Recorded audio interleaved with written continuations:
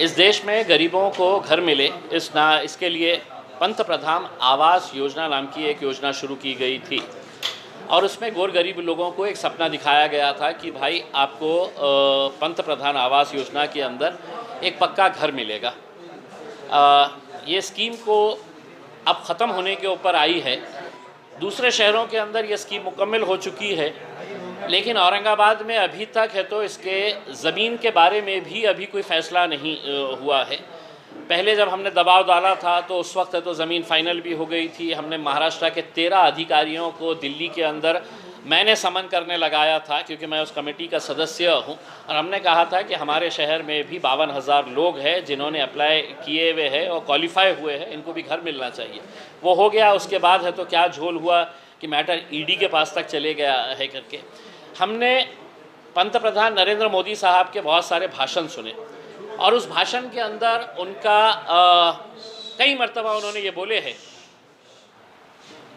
ज़रा बाहर जाइए या तो ये भिजा दीजिए।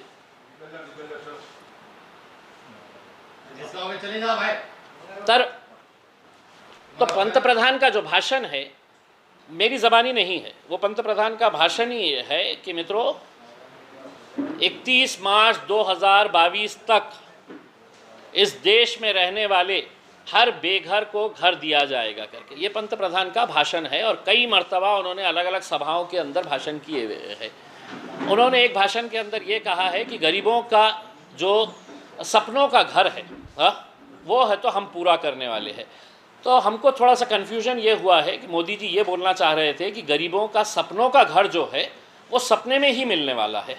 तो हम उसका कल के दिन है तो वो घरों का डिस्ट्रीब्यूशन का प्रोग्राम रखे हैं।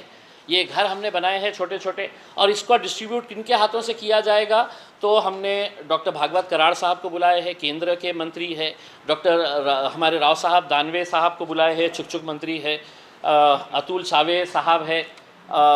हमारे जितने भी पालक मंत्री संदीपान भुमरे साहब है, और जितने भी यहाँ के सत्ताधारी पक्ष के जो मंत्रियाँ हैं, उन सबको हमने न्योता दिए है कि कल हमारा ये घरों को बांटने का कार्यक्रम है और उसके अंदर आप आइए और मोदी जी के सपनों का घर जो है वो सपने में कैसा रहेगा करके ये घर आप उनको दीजिएगा करके।